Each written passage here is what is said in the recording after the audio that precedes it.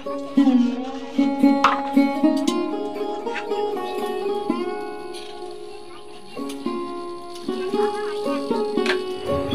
Guys, আজকের মঙ্গলবার রাতের থেকে আজকের ব্লগটা স্টার্ট করছি। আজকের ব্লগটা মানে আজকের থেকে শুরু করছি।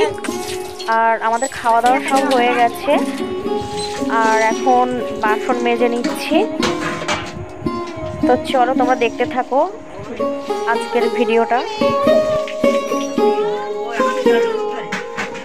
তো গুড নাইট সবাইকে, কালকে সকালে দেখা হচ্ছে তোমাদের সাথে।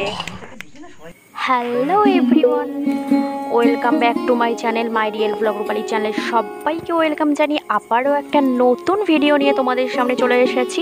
তো আজকের সকাল সকাল রান্না বান্না দিয়ে শুরু করছি আমার ভিডিওটা। আর আজকে হচ্ছে গাছের থেকে কয়েকটা কচুর ফুল তোলা হয়েছে, সেগুলো মামনি কেটে চলে গেছে। আর এই কচুর ফুলটা প্রথমে ভাপ দিয়ে ফেলে দেবো, না হলে গলায় ধরার চান্স থাকে। তো চলো আমি এটা প্রথমে ভাপ দিয়ে ফেলে নিলাম। এইবারে কচুর ফুলটা রান্না করে নিচ্ছি। প্রথমে কড়াইতে তেল দিয়ে দিয়েছি, শুকনো লঙ্কা দিয়ে, তারপরে পেঁয়াজ কুচি, রসুন, মানে সব কিছু মশলা দিয়ে এই কচুর ফুলটা রান্না করে নিচ্ছি। তোমরা দেখতে থাকো, আশা করি তোমাদের ভিডিওটা ভালো লাগবে।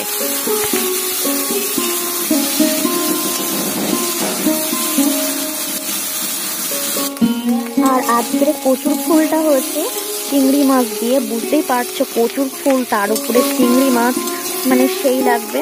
তো এবার কচুর ফুল ভাজা হয়ে গেছে, ওটা আমি নামিয়ে নিয়েছি। তারপরে এইবারে মাছ ভাজা করে নিচ্ছি। এটা হচ্ছে ঝিঙে আলু দিয়ে রান্না হবে। আর ওই তরকারিটা হয়ে গেছে, এবার এটা হচ্ছে। আর এক সাইডে আমি কিন্তু ভাত বসিয়ে দিয়েছি, কারণ কি ভাত সকাল সকাল আজকে খাওয়া দাওয়া করে বাবা চলে যাবে, মার্কেটে একটু যাবে, তার জন্য আমি তাড়াহুড়ো করে রান্না করছি।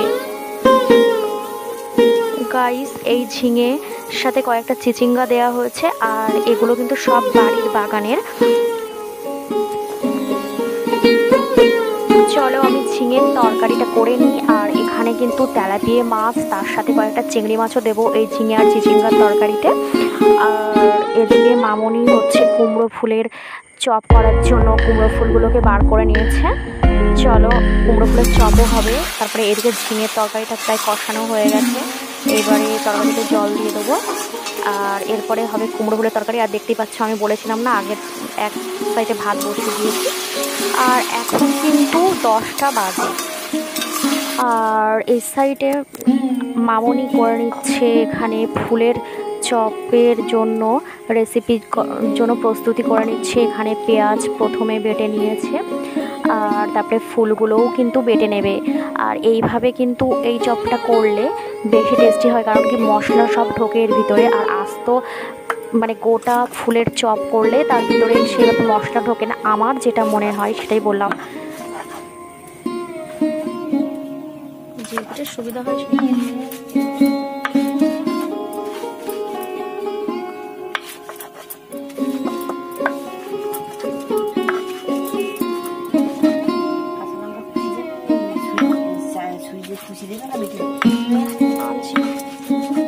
আরো তো ফুল বাড়বে, দেওয়া যায়। কুচিয়ে দিলে একেবারে ঝিরি ঝিরি করে কুচতে হবে, আর সেই কোচা কুচতে পারি না।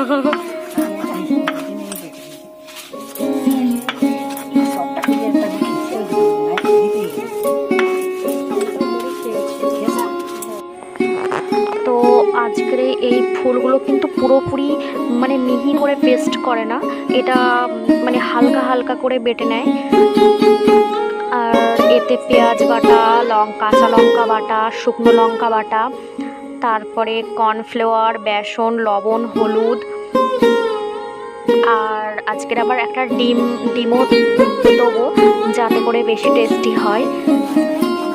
আমরা কিন্তু এতে ডিম না দিয়েও করে খেয়েছি, আর ডিম দিয়েও আজকের খাবার। দেখা যাক কোনটা বেশি ভালো লাগে। আবার রসুন বাটাও এতে দেবে মামনি।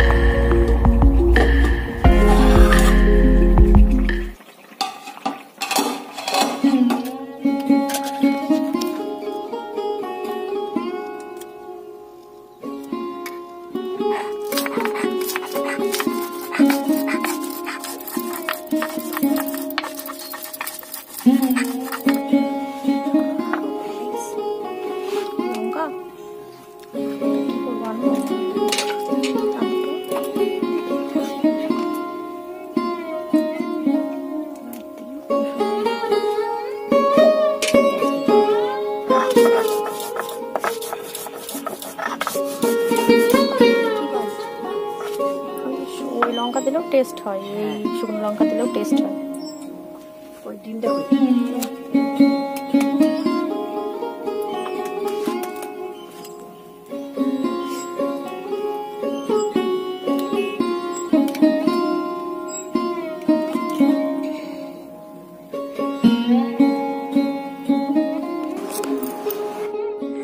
তো গাইস, মামনি কিন্তু এখানে সব কিছু কমপ্লিট করে দিয়েছে, বাটাবাটির যা কাজ থাকে। এবারে আমি শুধু এইটা মিক্সারটা একটু মিক্স করে নিচ্ছি সব কিছু দিয়ে।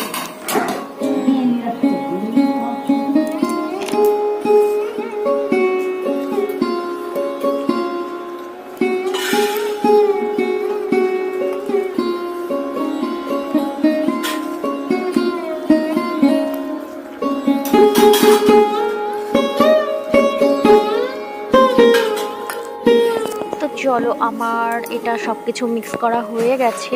এবার এক এক করে সব চপগুলো আমি ভেজে নিই।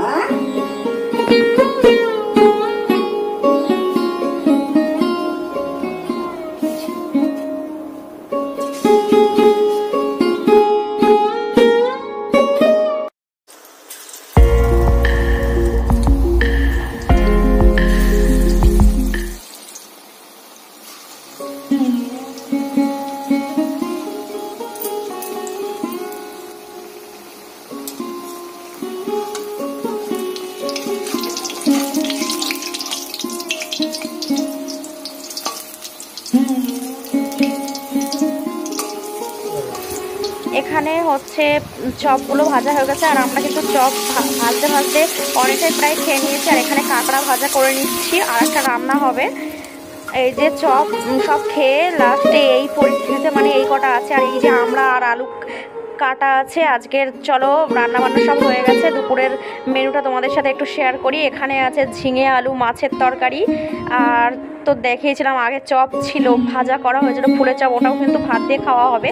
আগে যা খাওয়া হয়েছে আর যা বাদবাকি আছে। আর এটা যেটা দেখালাম এটা হচ্ছে কাঁকড়া দিয়ে আলু দিয়ে মাছ টক। আর আমাদের কিন্তু দুবেলা খাওয়া দাওয়া হয়ে গেছে। আর এখন 4টে বাজে, 4টে মানে বেজে গেছে। আমার এই জামা কাপড়গুলো ভেজানো ছিল, সার্ফে দেওয়া ছিল, আর এগুলো আমি চলো এখন পরিষ্কার করে নিই।